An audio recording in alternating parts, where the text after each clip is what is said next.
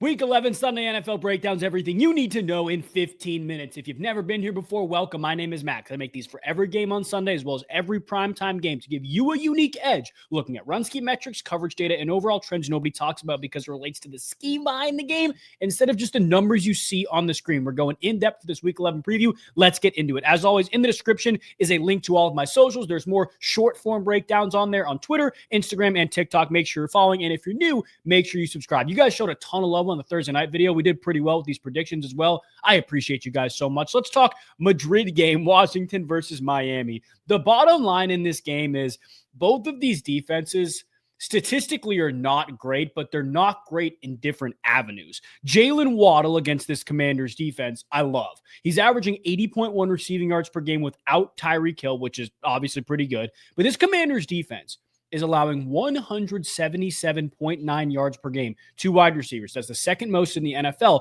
But in the last 5 weeks, a bunch of them have been without Marshawn Lattimore. They've been allowing 200 plus receiving yards per game just to receivers alone. This does not count tight ends, running backs. Does not count those guys. It's just receivers alone. You can see man-to-man heavy team the Commanders have been. The only issue is now Dan Quinn is calling plays. The thing is, going back to his play calling days in Dallas, it's not wildly different, I don't think, than what Joe Witt Jr. has been doing. It's important to note that maybe they do cloud Jalen Waddle a little bit more, but the matchup to me is still there, especially if they're playing that much man. They're also allowing 273.7 pass yards per game. Again, the scheme change to me is probably a little more cover 3 match instead of just cover 1 man. I still think they're going to be pretty middle field closed heavy, so I do like Jalen Waddle. In terms of the Miami defense, 2 areas here. They're giving up 4.92 yards per carry and 139.7 rush yards per game, both bottom 10 in the NFL, I believe. And Bill Krosky-Merritt is still dominating carries despite being, the fantasy dud. I still think Washington leans back into the ground game. Obviously, Marcus Mariota is starting. They're still a little banged up on the offensive side of the ball. Cosme is back.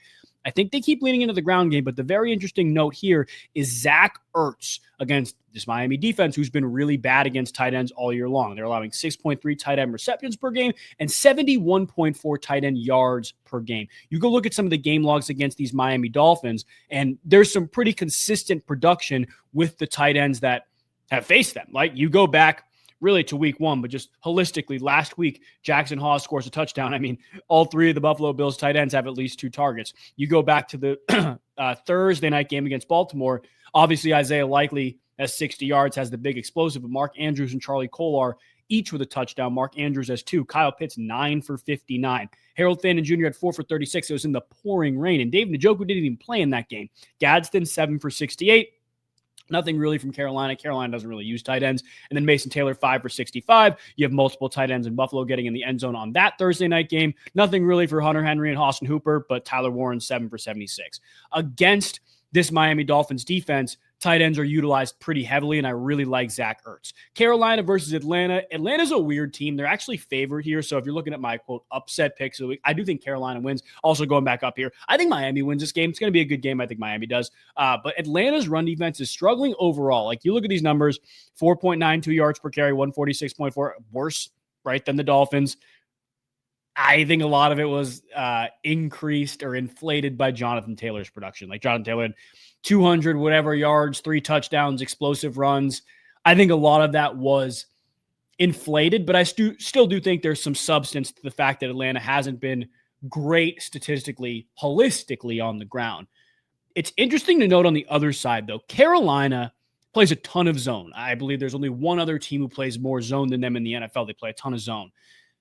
They are really bad against tight ends specifically. We'll go back through those game logs here in a second, but 70.4 yards per game to opposing tight ends, but only 5.6 receptions per game. So it's the tight end usage in the explosives. To me, there are very few tight ends in the NFL that are more explosive than Kyle Pitts. So I like Kyle Pitts in this game. Drake London, questionable. By the time I'm recording this, I think he's playing. We don't know. Any big injury updates will be in the comments as well. But I think when you look at Atlanta, what they want to do offensively, it's keep the ball between the hashes in the middle of the field, except when Michael Penix has opportunities on the outside with Drake London specifically. I don't think they're going to get a ton of those with Carolina. I really don't. They've been pretty good against wide receivers all year long, but going to the game logs against Carolina, the tight end position specifically. Again, it hasn't been a ton of volume. Like there's been no absolutely insane catch games for tight ends, like scrolling through the season high as 6 catches allowed. But even then, McBride had 78. Only 4 catches for Brenton Strange, not a ton, but he almost had 60 yards. 4 catches for Kyle Pitts again. He had 4 for 39 in the game they played about a month ago when they blanked the Atlanta Falcons, which is kind of crazy. But then you look at Hunter Henry, not a ton of volume, but two big explosives. Austin Hooper, 24-yard catch. Darren Waller, 5, not a ton, 78 yards and a touchdown. Like you scroll back through these, Jawan Johnson, 4 for 92 last week when they played.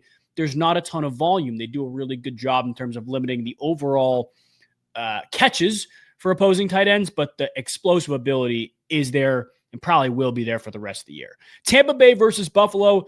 This is a really interesting one because both these teams are beat up. I listened to Pardon My Take this morning, actually, talking about the loser of this game pressing the panic button. I think that's very, very real, where the loser of this game is 6-4, and they're like, we may be in a bad spot in relation to our division, making the playoffs. I think Buffalo has a little more to lose here, and I don't think they do. I think Buffalo wins this game. But 2 big important notes here.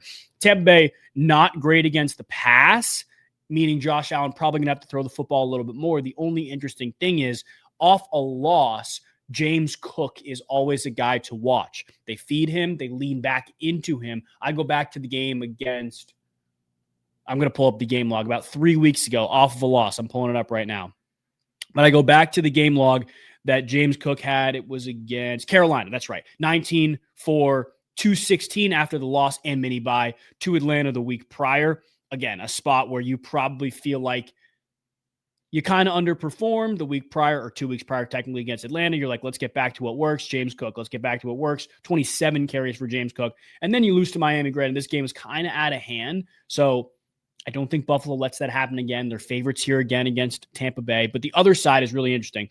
The Buffalo run defense is bad. They're 5.47 yards per carry allowed, almost 150 rush yards per game, 14 rush touchdowns allowed. So you can lean into Rachaad White, Sean Tucker all you want. I think that's a very good thing to lean into. But I see a lot of people picking up Cade Otton this week for fantasy teams, looking at him in DFS, all this stuff. The Buffalo Bills are yet to allow any tight end to have more than 5 or more receptions against them. I think teams try to run the ball and will run the ball against them. They obviously can't defend it. Now, at Oliver's hurt, they can't defend it even more. The tight end production against the Buffalo Bills has not been great all year. I would hesitate to lean into Cade Otton too much. Minnesota versus Chicago. Chicago's giving up the most rush yards per game to quarterbacks in the last 5, the third most pass yards per game. Third most pass yards overall in the last 5. At home against a struggling defense. It should be Chicago, Minnesota. Minnesota's the home team here. But they're at home, Minnesota, against a struggling defense. Chicago's allowing 252.6 pass yards per game overall. They're not great on the ground. Like, I think this is a really nice spot for J.J. McCarthy. I know a lot of people don't like him. I know a lot of people are ready to close the door after 4 starts, which is just so insane to me. This is a really nice spot for him. On the other side, though, this is a big thing. Minnesota's more middle field open heavy. So that means physically in the middle of the field, cover 2, cover 4, the pressure they show, the middle of the field will be open. There will be a gap between the 2 safeties instead of there being 1 high safety and, the middle of the field being closed, right? Caleb Williams' tendencies against middle field open. There's a pretty noticeable uptick for Luther Burden. Granted, not a ton of volume for Luther Burden, so you have to take that with a grain of salt. But DJ Moore, I like the screen game with DJ Moore, especially against middle field open. That's the way they manufacture touches in a pass game sense for the run. A little bit of a decrease in terms of uptick for Rome Odunze, so definitely something to note. And then Colson Loveland, there's a slight decrease, but he's getting increased overall usage throughout the year, so I'm taking that with a grain of salt. I still think he's good, and I like tight ends against middle field open just in general. Teams also run the ball a little more against middle field open, so DeAndre Swift, Kyle Monangai, I mean, you're flipping a coin there with who you think is going to produce or even score a touchdown, but that's the bottom line there. I think Minnesota wins this game. And again, I think I mentioned it, but Buffalo the game before. I think Minnesota wins this game at home.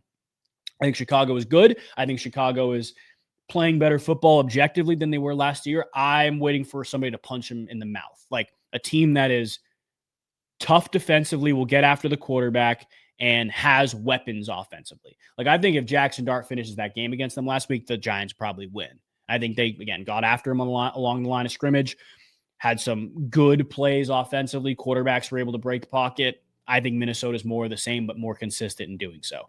Chargers versus Jaguars. The Jaguars allowed 3 straight 2+ touchdown games.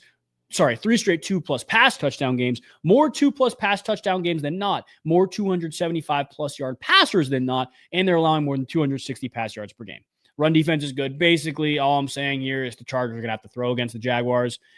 Herbert got the ball out really quick against Pittsburgh. I really liked it. They're also bad versus tight ends, which that plus Herbert getting the ball out quick makes me really like Oronda Gadsden. 6.9 receptions and 72.5 yards per game allowed to opposing tight ends. On the other side, Chargers, more zone heavy. In terms of Trevor Lawrence's tendencies, uptick for Brian Thomas Jr. and the running backs in the receiving game, both Tootin and Travis Etienne. I think the Chargers win this game. They're playing good football. They're scheming up really, really well for really whoever they wind up playing.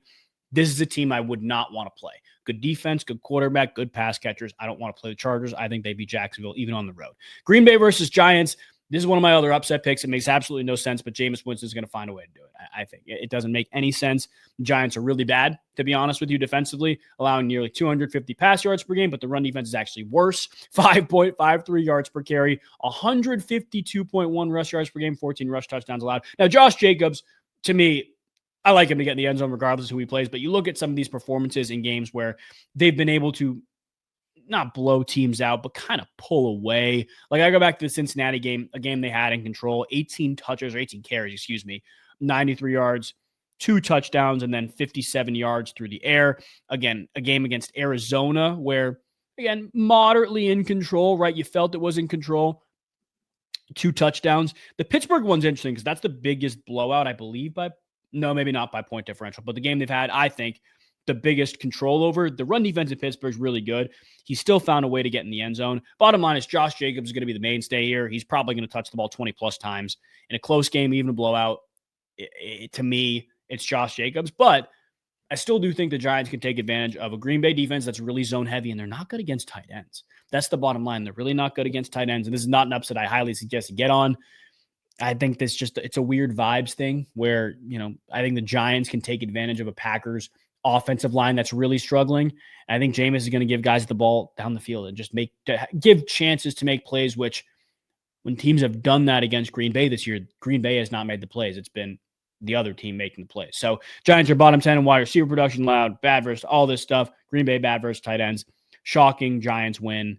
I know you can see the stuff behind me. I promise you there's no bias in there. I'm not confident in this. I don't suggest you get on it. But let's talk Cincy Pittsburgh. Jalen Warren gets a Bengals defense, allowing 166.4 rush yards per game and 5.35 yards per carry. The last time they played, he had 158 yards total and averaged almost 8 yards a carry. No Trey Hendrickson last time, no Trey Hendrickson this time.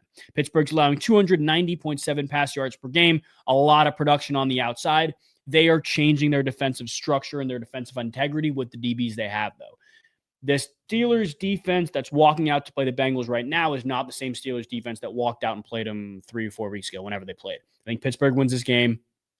Would be shocked, absolutely shocked, if the Pittsburgh Steelers lost to the same divisional opponent twice in 1 year. It rarely happens. I don't think it does this year. Houston versus Tennessee. The only big stat I found here, because Houston is the number 1 defense, I'm not leaning into anything on the Titans offense, is Tennessee's not great on the ground. And Woody Marks had a ton of usage last week. You go look at the snap counts for Woody Marks specifically in that game last week, and you were going to be impressed, right? All year long, it was a pretty moderately even split between him, Chubb, going back and forth.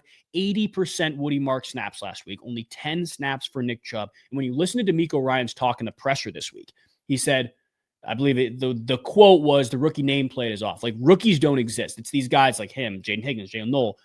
They are just making plays now. It's not, okay, this guy's a rookie, we got to ease him in. No. He's just playing. And I think Woody Marks will have even more volume this week against the defense that's bottom 10 in rush yards per game and yet rush yards per carry. Last time they played, he scored twice. I believe he had over 100 scrimmage yards too. Like, this is the Woody Marks game. If there will ever be a Woody Marks game, I like him a lot. San Francisco versus Arizona.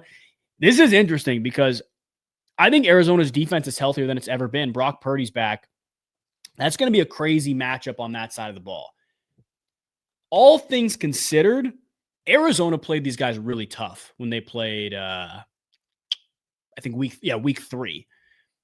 Arizona more beat up offensively, but healthier defensively. San Francisco, I'd say probably even in terms of health, but you go look, the biggest difference maker for the 49ers in this game last year, week 3, when they scored 16 points and won by 1 point was Ricky Pearsall. There is no Ricky Pearsall here, right? Obviously, Juwan Jennings did not play in this game, and he could step in and take the volume for Ricky Pearsall.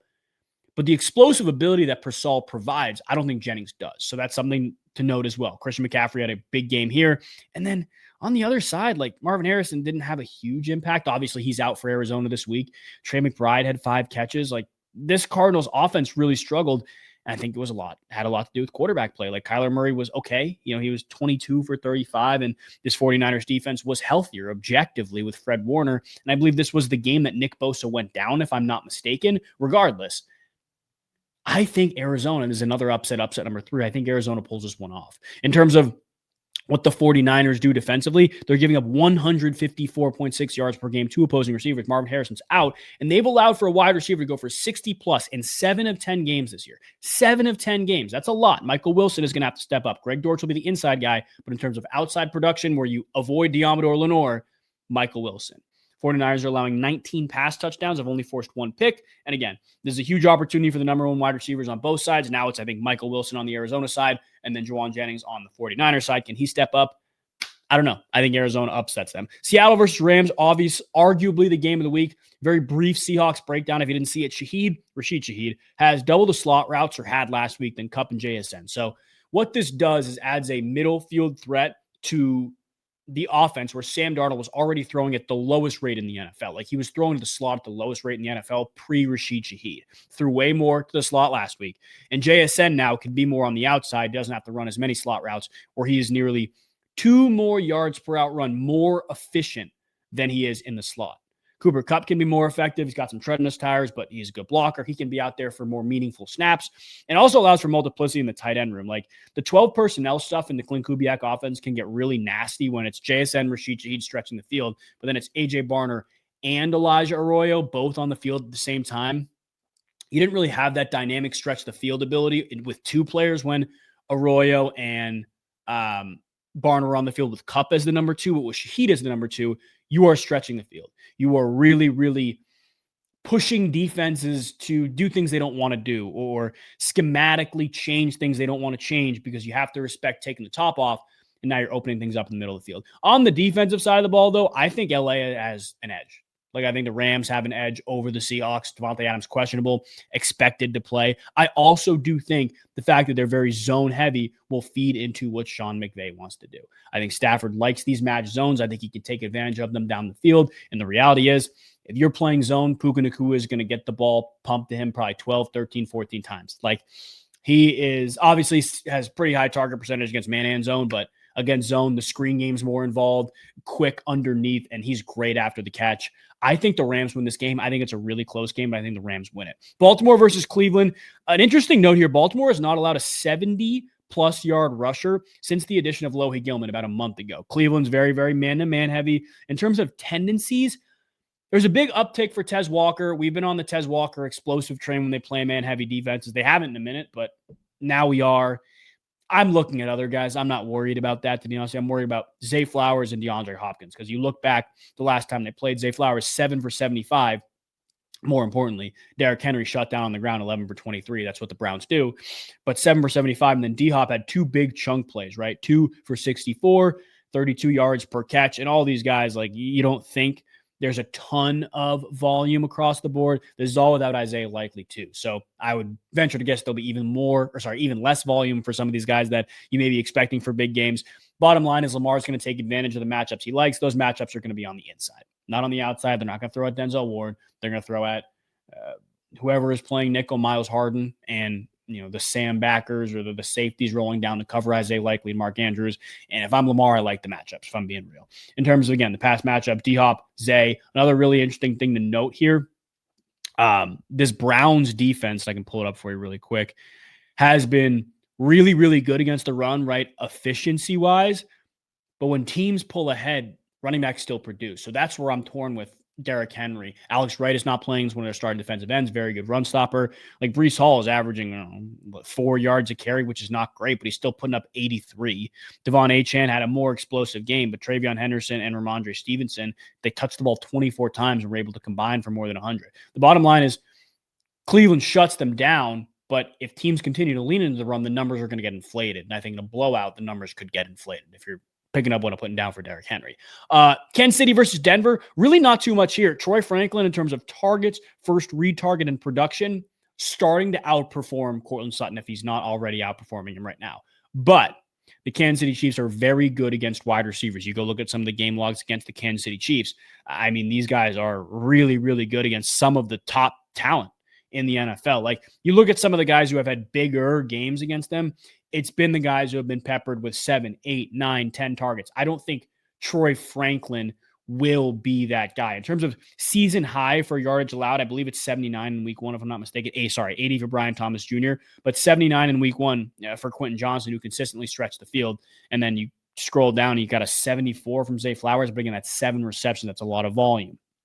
He got a 9-catch, 45-yard performance, and then Jameson Williams had 7 targets. When does JMO get 7 targets? Very rarely, right? Like, teams have to have extreme volume for these dynamic, dominant pass catchers, and I don't think Denver has the type of offense that does that. I can't see Troy Franklin getting a dozen targets unless the Broncos are getting blown out. And in this game, I do really think Kansas City wins. I'm not picking against Mahomes and the Chiefs off a bye. Also, going back up before I forget, Baltimore over Cleveland. Again, I have the Rams over the Seahawks. And then finally, Detroit, Philadelphia. This is kind of a crapshoot, but the big thing I found here, and you guys are going to hate this, Detroit's allowing 2 full pass touchdowns a game. They're very man-to-man heavy. I like A.J. Brown. Go look at A.J. Brown's game logs, recently especially, against some of these man teams, right? You go scroll down. He's getting a lot of man against, a team like the New York Giants, who, again, didn't play in week 8, but back in week 6, 6 for 80 yards. 6 for 80 yards. Again, Devontae Smith taking advantage of the man-heavy scheme from Denver. He only had 5 catches, but that's still comparatively more than Dallas, who played a lot of zone. It's more than Green Bay, who played a lot of zone. It's more catches than Minnesota. But in this game against Minnesota and this game against the Rams, he got match on the outside. So that's cover 3 with match principles, meaning if A.J. Brown's going, people teach it differently, but 4 or 5 yards down the field vertically, he's just your man. You're covering him. That is what he gets. And when he plays a team like the Detroit Lions, that is what he's going to get. I think Devontae Smith takes advantage, but I like A.J. Brown for a big bounce back spot here. I think Detroit does win this game. I don't think Philly's seen an offense like this in really 2 months. Last time they played the Rams, I think probably the best gauge of an elite offense, but I think Detroit wins this game. As always, if you guys did enjoy this video, please do leave a like. There's a Monday Night Football breakdown for you in the description, depending on when you're seeing this. That comes out on Saturday. God bless you guys.